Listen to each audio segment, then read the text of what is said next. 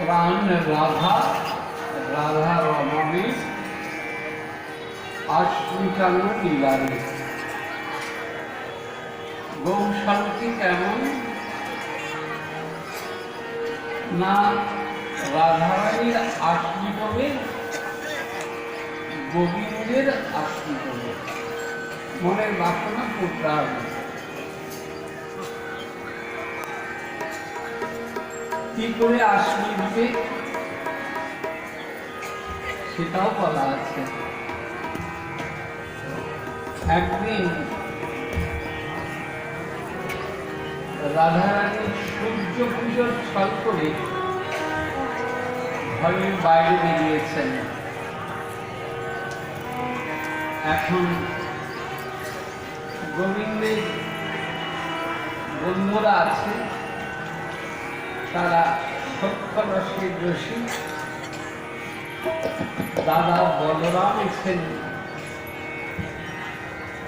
তারাও তিনিও বাৎসল্য রস, গোবিন্দকে ছোট ভাইয়ের মতো মনে করে বাৎসল্য রস। সুতরাং কাছে গিয়ে তো গোবিন্দ দেখতে পাচ্ছে না, উনি তো মধুর রসের পাত্রী, তাও আবার পরকীয়া। তাই কাছে যদি না যেতে পারে, দূর থেকে গোবিন্দকে দেখতে হবে। বলে কিরকম? শ্রীজীব গোস্বামী বলছেন যে তীব্রার্ক দ্রুতিবিহিত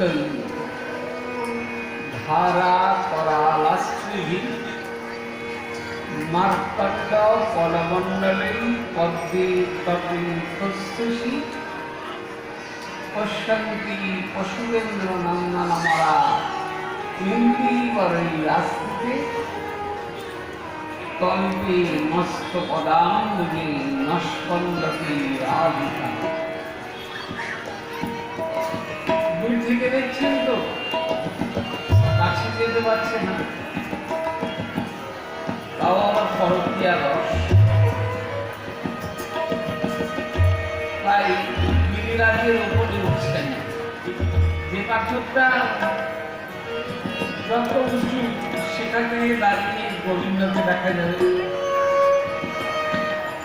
শেষে গিরিরাজের যে পাথরটার উপরে উঠলেন, সে পাথরটা কেমন? সূর্যকান্ত মণি। আপনারা জানেন সূর্যকান্ত মণি যাকে মুনস্টোন বলে, চাঁদে কিরণ পড়লে জলক্ষরণ হয়। আর চন্দ্রকান্ত মণি যাতে চাঁদের কিরণ পড়লে জলক্ষরণ হয়। আর সূর্যকান্ত মণি আগুন ওঠে। কৃষ্ণ দর্শনের লোভে ওই চূড়াটার উপর উঠছেন এক এক করে। গিরিরাজের যে পাথরটা সূর্যকান্ত মণি, সেই মণিটা আবার কেমন? তীব্রার্ক দ্যুতি।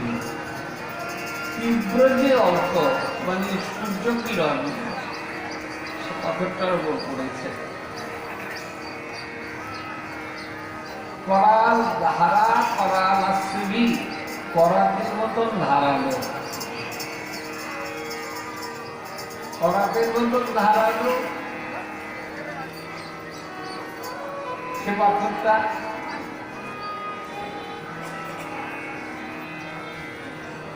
তাই দিয়ে আবার আগুন উঠছে। কৃষ্ণ দর্শনের লোভে সেই উঁচু পাথরটার উপর দাঁড়িয়েছেন। বাদীপক্ষ বললেন, শ্রীমতীর কমল চরণটা তো দগ্ধ হয়ে যাবে, পুড়ে যাবে তো। বিশ্বনাথ চক্রবর্তী টিকায় বললেন, না, পুড়বে না। বলে কেন? না, মনে করুন খুব উত্তপ্ত মাটি, উত্তপ্ত বালি, যেমন পুরীতে সমুদ্রের ধারে খুব গরম মাটি, বালি, সেই বালির ওপর দাঁড়ানোর সঙ্গে সঙ্গে তৎক্ষণাৎ যদি কেউ আপনার মাথায় কলসি কলসি ঠান্ডা জল ঢালে, তাহলে কি ওই আগুনটা আর চরণে দগ্ধ করতে পারবে, চরণকে পড়াতে পারবে? বললেন না, তা পারবে না, তা পারবে না। কেন পারবে না? চরণটা দগ্ধ করতে পারবে না কেন? বলছেন যে যেই পাথরটার উপরে উঠেছেন গোবিন্দের মতন অবন রূপের খনিত নেই। দেখে এলাম তারি সখী, দেখে এলাম তারি, তার একই অঙ্গে এত রূপ নয়নে না ধরে। কালিয়া বর্ণখানি চন্দনিত মাথা, আমার হইতে জাতি তুলা নাকি যেন মাথা। যেই লিখেছেন ওই পাথরটার উপরে উঠে দাঁড়িয়ে কৃষ্ণ দর্শনের অমৃত ধারায় চোখ দিয়ে এত জল পড়ছে যে পাথরটা আগুনটা নিভে গেছে। বললো ভালো কথা, আগুন না হয় ক্ষমা করলো, এখন নয় রাধারানী কৃষ্ণ দর্শনের আকাঙ্ক্ষায় কিছু বললে না। পরে তো সখীদের বলবেন যে দেখ আমার পায়ে কেমন ফুসকুড়ি ফটিকে হয়েছে, আমার কমল চরণে কেমন ফুসকুড়ি হয়েছে, তোরা আমার মরম সখী। তখন মনে হয় আমি কৃষ্ণ দর্শনের লোভে গিয়েছি, পায়ের তলায় কেমন একটা ফুসকা পড়ে গেছে।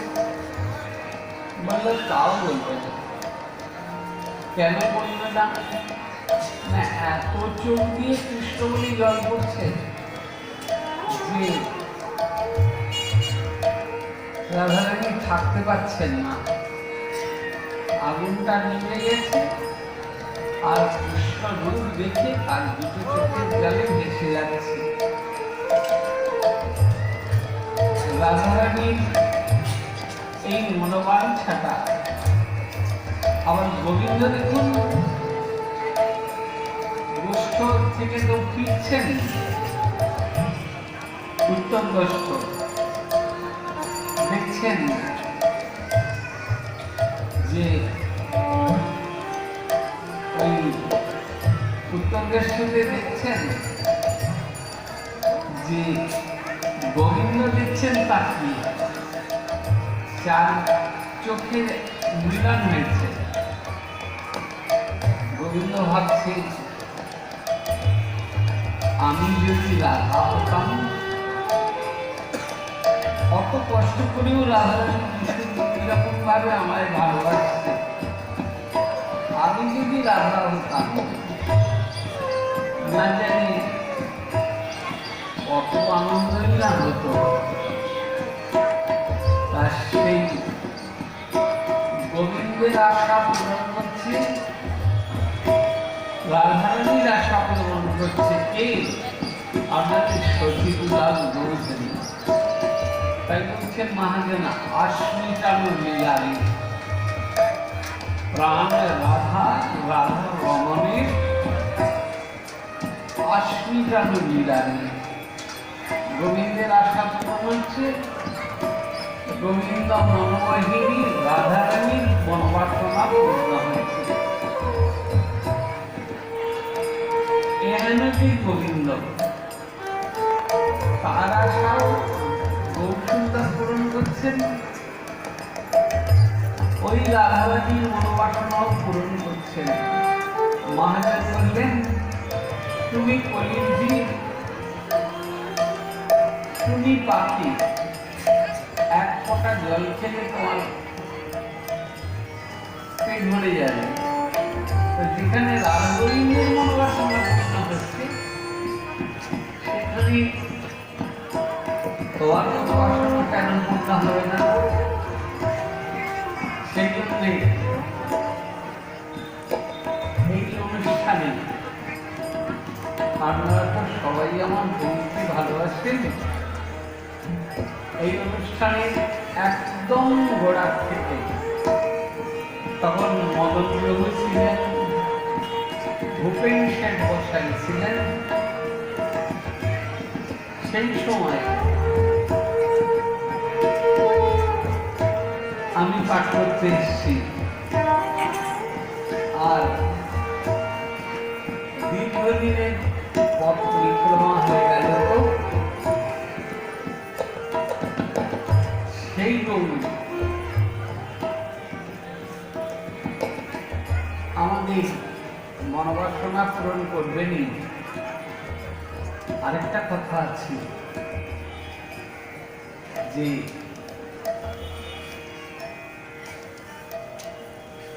গৌরসুন্দরকে আমরা বলি, প্রভু আমাদের সংসার সমুদ্র পার করে দাও।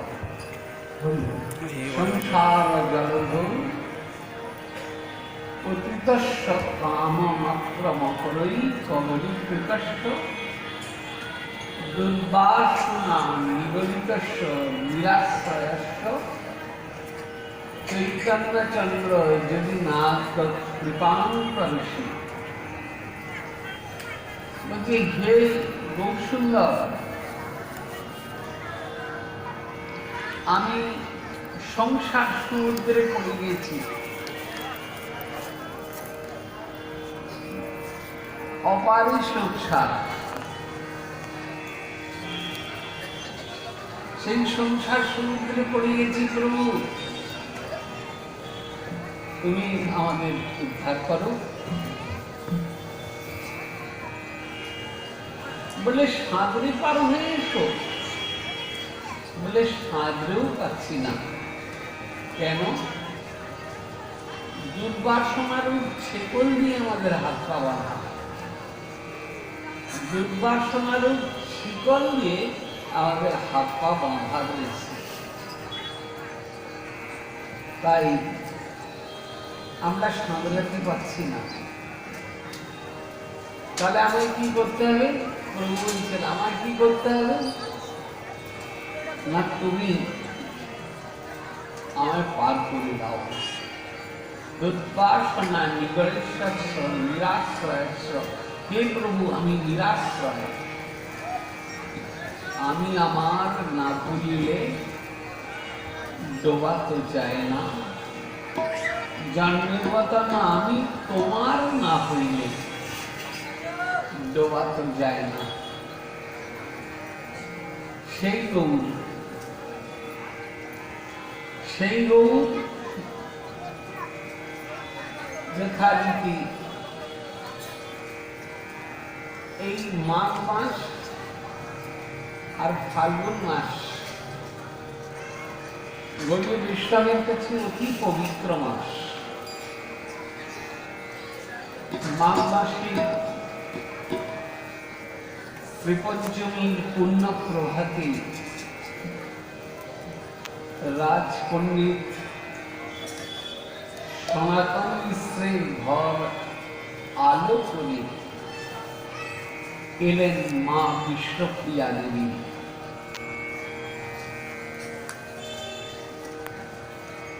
শুধু বিষ্ণুপ্রিয়া দেবী আসেননি,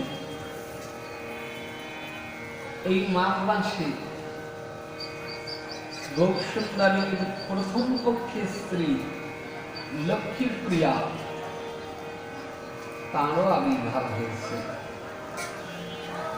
লক্ষ্মীপ্রিয়া দেবীর আবির্ভাব স্থানটি যারা নবদ্বীপে গেছেন তারা তো দেখেছেন, যারা দেখেননি তারা অবশ্য দেখবেন।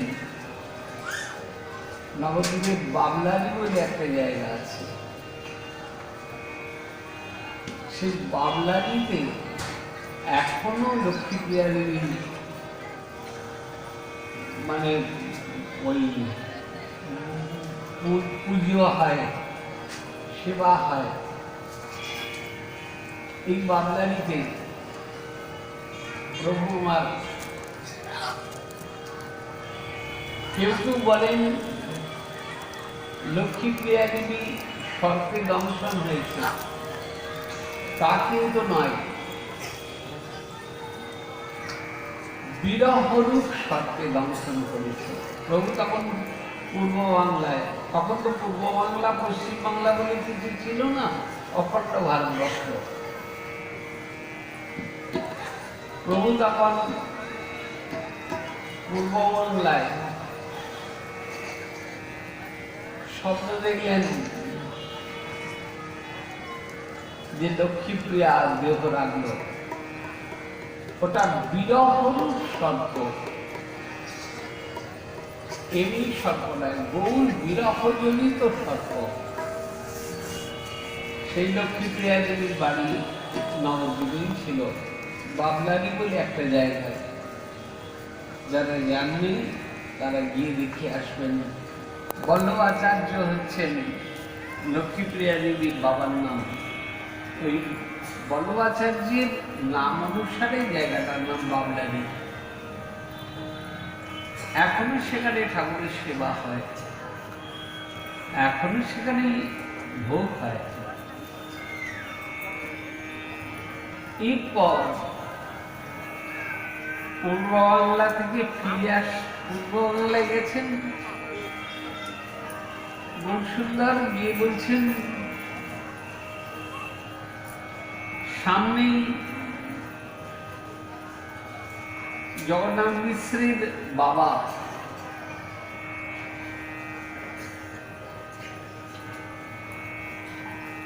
জগন্নাথ মিশ্রের বাবা তিনি একটা চণ্ডী লিখছিলেন, হাতে করে একটা চণ্ডী লিখছিলেন।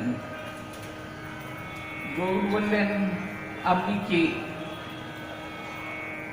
সেই গর্ভাবস্থায় তো চলে গেছে, এসছেন পূর্ব বাংলা ছেলে, আপনি কে? বলল, আমি জগন্নাথ মিশ্রের ছেলে। তুমি আমার জগন্নাথের ছেলে? না, একটু শোভাময়ী দেবীকে জানিয়ে আসি। শোভাময়ী দেবী হলেন জগন্নাথ মিশ্রের মা। শোভাময়ী দেবীর কাছে গেছেন, কয়েক মুহূর্তের মধ্যে ওই হাতে লেখা চণ্ডীটা স্বর্ণাক্ষরে লিখে দিলেন। তখন তো প্রেস ছিল না, স্বর্ণাক্ষরে তালপাতার পুঁথিতে লিখে দিলেন। কিছুদিন আগে নবদ্বীপে সেই মূর্তি এসেছিলেন, এই তালপাতার সেই পুঁথি এখনো আছে।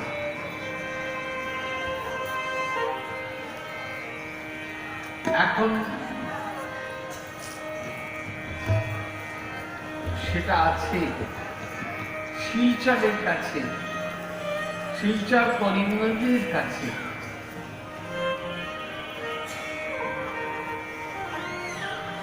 এই শোভাময়ী দেবীর পর যথারীতি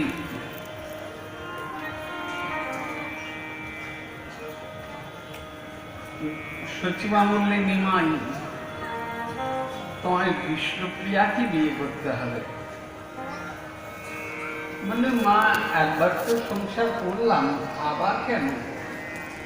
না, করতেই হবে। বেশ, তোমার ইচ্ছে যখন তাই হবে। যথারীতি বিষ্ণুপ্রিয়া দেবীর সঙ্গে বিয়ে হলেন এবং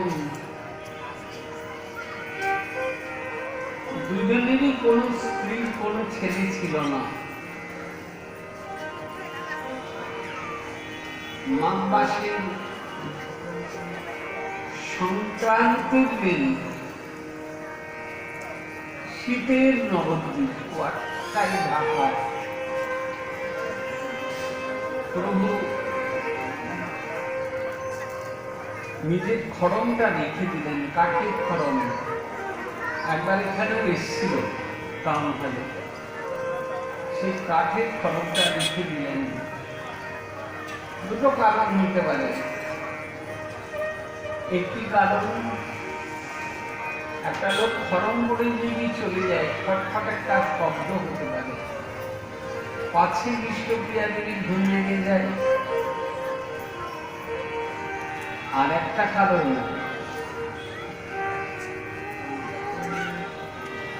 বিষ্ণুপ্রিয়ার শোকের সান্ত্বনা স্থল হিসেবে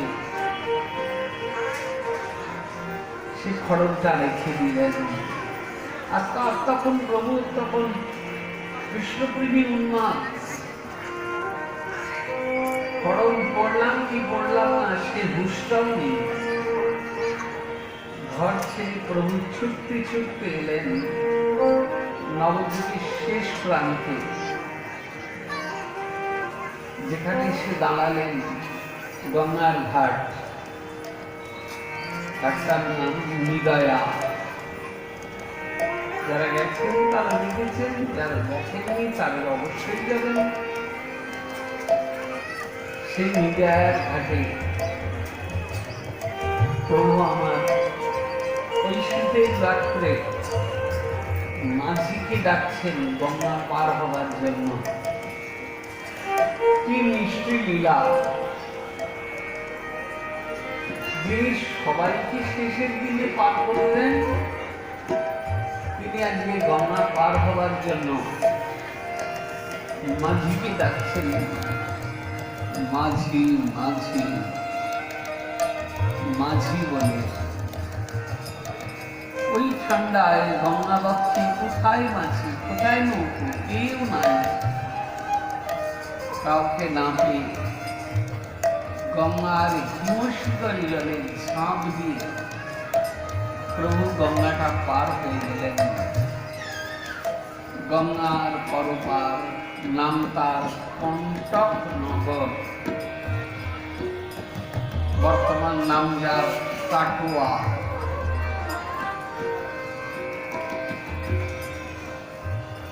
ওই শীতের রাত্রে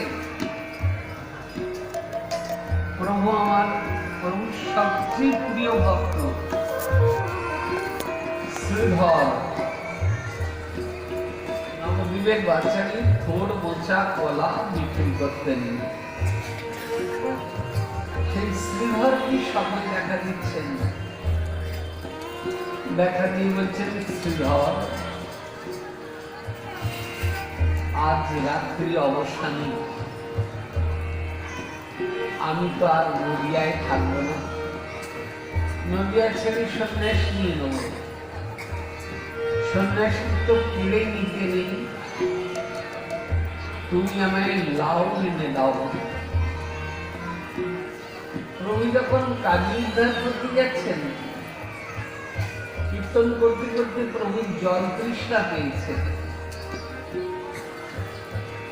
জল খেতে গৌরামার কারোর বাড়িতে যাননি, ওই শ্রীধরের বাড়িতে গিয়েছিলেন।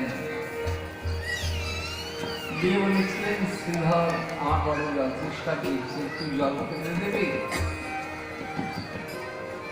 শ্রীধরের ঘরটি যেমন মাটির দেওয়াল, খড়ের জানা, শুয়ে থাকলে আকাশের চাঁদ দেখা যায়। শ্রীধর শুয়ে থাকলে আকাশের চাঁদ দেখা যায়। খড়ের চালাতে খড়টা পচে গেছে, একটা গল্প হয়ে গেছে। বৃষ্টির সময় বৃষ্টি পড়ে, রৌদ্রের সময় রৌদ্রকে। সেই শ্রীধরের ঘরে গিয়ে প্রভু বলছেন, শ্রীধর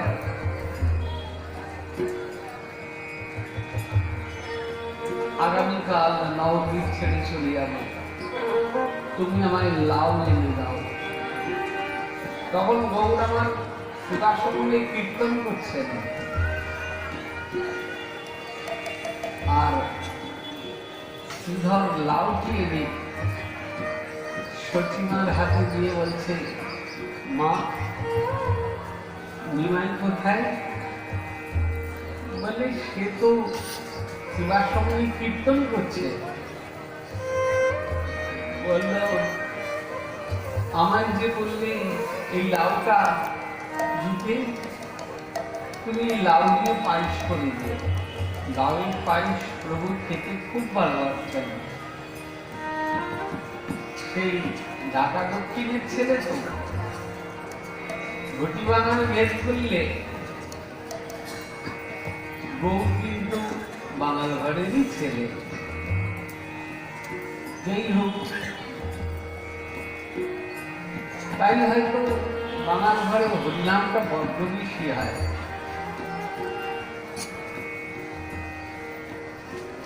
প্রভু আমার স্বপ্নে দেখা পেয়েছেন শ্রীধর ওই লাউ দিয়ে পায়েস করে নিয়েছেন। সেবা সম্বন্ধে কীর্তন করে প্রভু এসেছেন নিজের বাড়িতে। সচিমা বলছেন, শ্রীধর এই লাউটা এনে দিয়েছি, তুই ভালোবাসিস, এই লাউটা দিয়ে পায়েস করিয়ে বলেছে, পায়েস করেছি, তুই খা, লাউ পায়েসটা খা। যথারীতি শ্রীধর ওই লাউয়ের পায়েসটা, শ্রীধর যায় লাউয়ের পায়েসটা খেয়েছেন। মা বিষ্ণুপ্রিয়া দেবীর সঙ্গে একই কক্ষে একই পালনকে শয়ন করেছেন। বিষ্ণুপ্রিয়া দেবী ঘুমিয়ে পড়তে খড়ম করে যাননি, খড়টা ফেলে রেখে। আর তখন প্রভু খড়ম পড়া, তখন তো চটির ভিতর দাম ছিল না, খড়ম, কাঠের খড়ম। রামেশ্বরের যে খড়মটা আসে, সে খড়মটা খুললে, যখন স্নান করায় খুললে দেখা যায় পাতলা চটির বোতল একটা খড়ম। ওটাকে রূপোর ট্রেন দিয়ে আটকানো। যখন স্নান করানো হয় তখন ওইভাবেই করানো। যাই হোক, শ্রীধরের পায়েসটি খেয়ে বিষ্ণুপ্রিয়া দেবীর সঙ্গে শুয়ে বিষ্ণুপ্রিয়া দেবী ঘুমিয়ে পড়লে, তুমি থাকো ঘুমা ঘরে, আমি চলে যাই। বিষ্ণুপ্রিয়া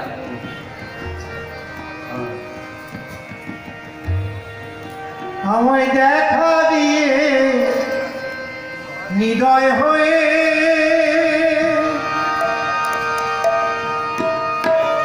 আমায় দেখা দিয়ে নিদয় হয়ে,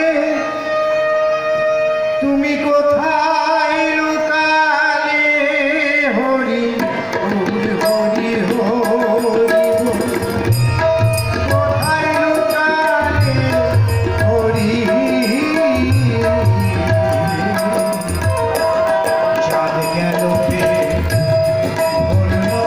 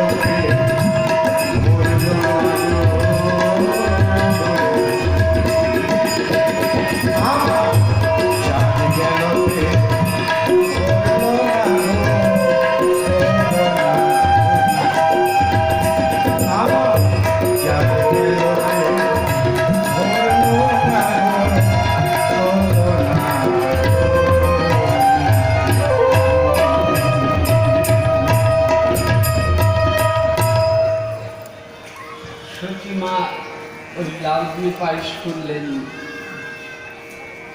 বিশ্বপ্রিয়া দেবী পায়েসটা খেয়ে প্রভু আমার বিশ্বপ্রিয়ার কাছে শুয়ে পড়লেন।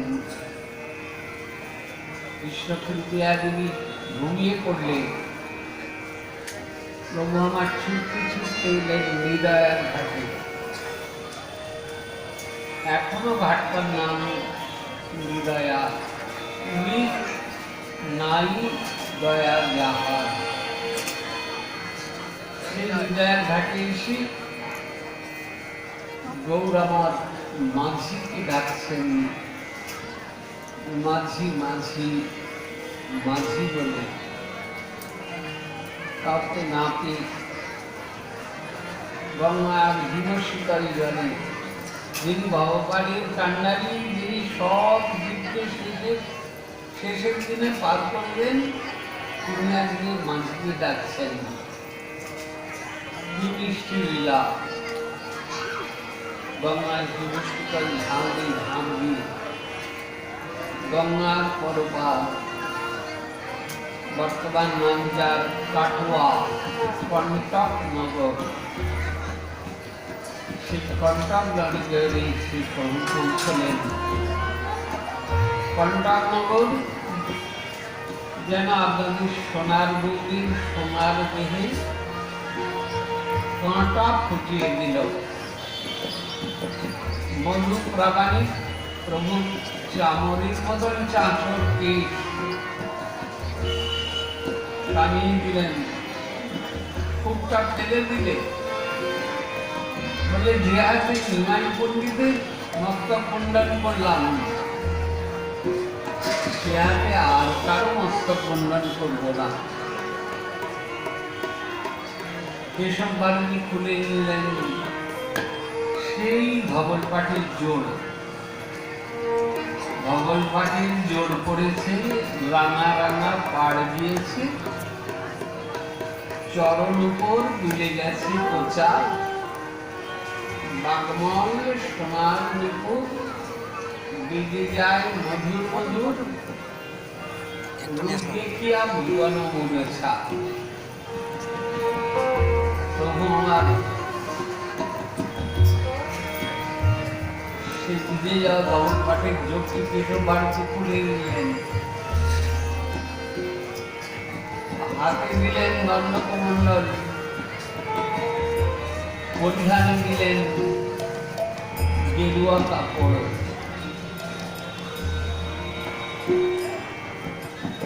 সোনার গৌরের নতুন নাম হইল শ্রীকৃষ্ণ চৈতন্য মহাপ্রভু।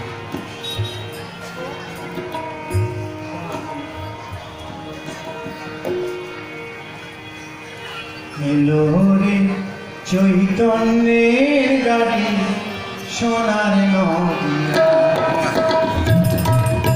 এলো রে চৈতন্যের গাড়ি সোনার নদিয়া।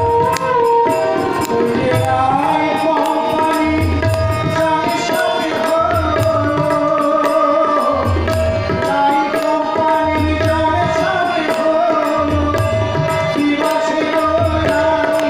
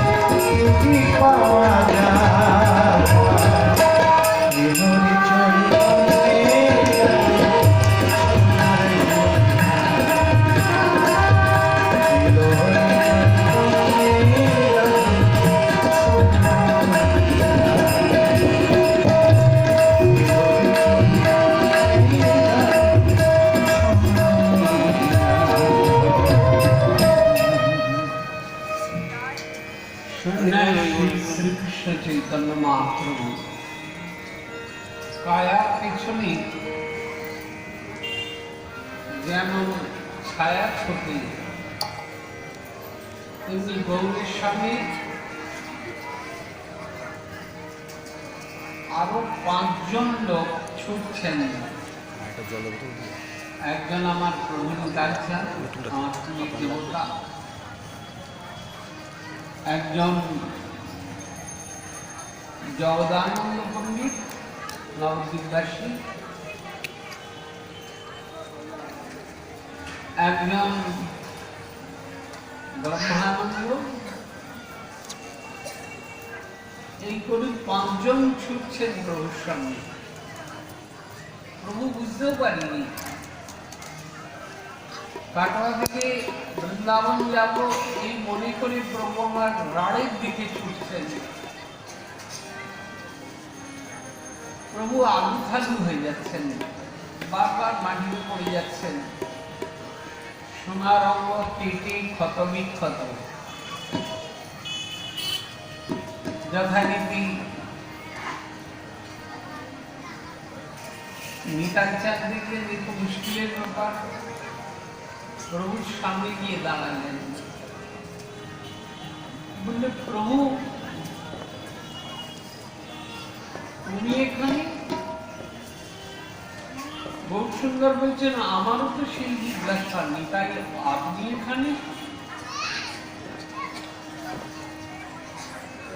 গৌরের চেয়ে প্রায় 12 বছরের বড় ছিলেন আমার নিতাই চাঁদ। বললে আমি বৃন্দাবন যাব। নিতাই চাঁদ বললেন আমিও তো যাব, কিন্তু তুমি তো ভুল রাস্তায় যাচ্ছ। তুমি যদি বৃন্দাবন যেতে চাও আমার সঙ্গে চলো।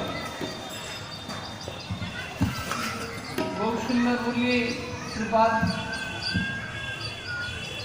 আমি একবার শুনেছি আপনি 12 বছর বিভিন্ন তীর্থ ঘুরেছেন, বৃন্দাবনেও গেছেন। তা আপনি যদি বৃন্দাবন রাস্তা চেনেন আমায় নিয়ে চলুন। গৌর হেলে হেলে পড়ছেন, নিতাই চাঁদ হাত ধরে ধরে নিয়ে যাচ্ছেন। আগে ভাগে নিতাই চাঁদ চন্দ্রশেখর কি বললেন যে আপনি গিয়ে অদ্বৈত প্রভুকে খবর দিন, নতুন নৌকো নিয়ে, নতুন গেরুয়া কাপড় নিয়ে অদ্বৈত প্রভু যেন অম্বিকার ঘাটে এসে দাঁড়ায়। অম্বিকা কান্না এখনো আছে, অম্বিকা ঘাটে এসে যেন দাঁড়ায়। যথারীতি প্রভুকে নিয়ে যাচ্ছেন। চন্দ্রশেখরকে খবর দিয়েছেন যে আপনাকে ডেকেছে। 3 দিন গৌরের আমার খবর নেই, আপনার বাড়িতে গৌর সেবা করবে, আপনি নতুন গেরুয়া কাপড় আর ওই নৌকো নিয়ে আপনি আসুন অম্বিকার ঘাটে। যথারীতি অদ্বৈত প্রভু নতুন নৌকো নিয়ে গঙ্গার ঘাটে এসে দাঁড়িয়েছেন। অদ্বৈত প্রভু তো দেখি গৌরের আরো বিষয়, সীতানাথ আপনি এখানে? প্রসঙ্গত বলে রাখি, গৌরের চেয়ে 52 বছর বয়সে বড় অদ্বৈত আচার্য প্রভু। গৌর যখন জন্মেছেন অদ্বৈত প্রভু তখন 52 বছর বয়স। গৌরীলার আহ্বায়ক, কনভেনার বলা যায়। হাত ধরে নিয়ে এসছেন।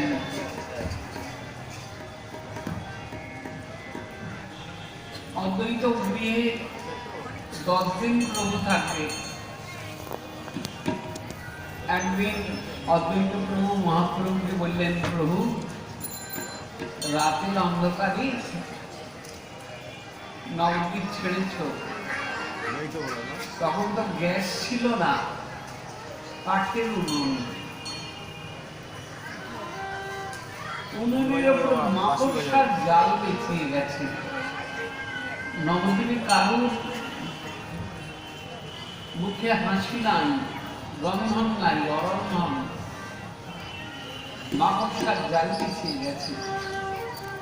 প্রভু একটা ব্যবস্থা কিছু করো। সচিমাকে একবার ডাকি। মাথা নেড়ে ইঙ্গিত করলেন, সচিমাকে ডাকো। চন্দ্রশেখর সচিমাকে ডাকবেন বলে বেরিয়ে এসছেন। গৌরসুন্দর বললেন, চন্দ্রশেখর দাঁড়াও, সবাইকে দেখো, নবদ্বীপের সবাই আসুক, কিন্তু সে যেন না আসে। বিষ্ণুপ্রিয়া নামটাও বলেননি, সে যেন না আসে। তখনকার দিনে দুটোই যানবাহন, নৌকো আর পালকি।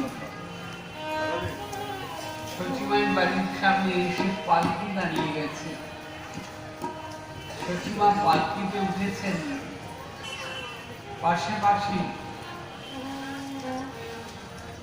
অবকুণ্ঠনী মুক্তি ঢেকে 14 বছরের মেয়ে বালিকা বধূ বিশ্বপ্রিয়া পালকিতে উঠতে যাবেন।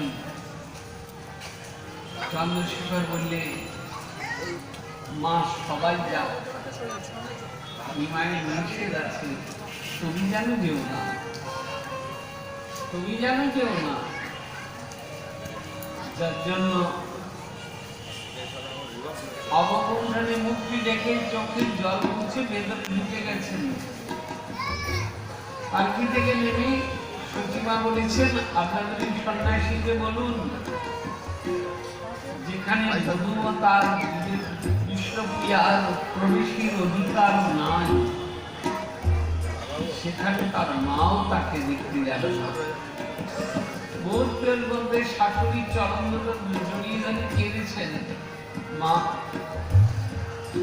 তুমি বৃদ্ধা হয়েছ, কবি চলে যাবে, তুমি যাও, আমি আমার অন্তরের দেবতাকে নবদ্বীপে বসে চোখ বুঝে দেখে নেব। যথারীতি সচিমা চলে গেছেন। বৈরাগী হইয়া করি প্রকৃতি সম্ভাষণ, দেখিতে না পারি আমি তাহার বদন। যাই হোক, এই বিশ্বপ্রিয়া দেবী দীর্ঘ 80 বছর বেঁচে ছিল। ঈশান ছিলেন না, বংশীবদন ছিলেন না, সচিমা ছিলেন না। একটা ছোট্ট ঘরে বিশ্বপ্রিয়া দেবী কাঁদছেন। কি বলে, ভজ গৌরাঙ্গ, কহ গৌরাঙ্গ, লহ গৌরাঙ্গের নাম, যে জনা গৌরাঙ্গ ভজে সে আমার প্রাণ।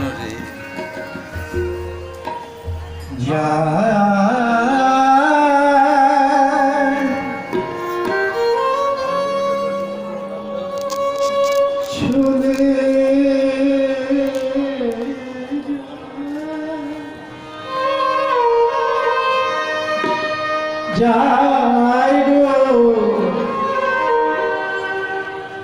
রাঙা রবি চলে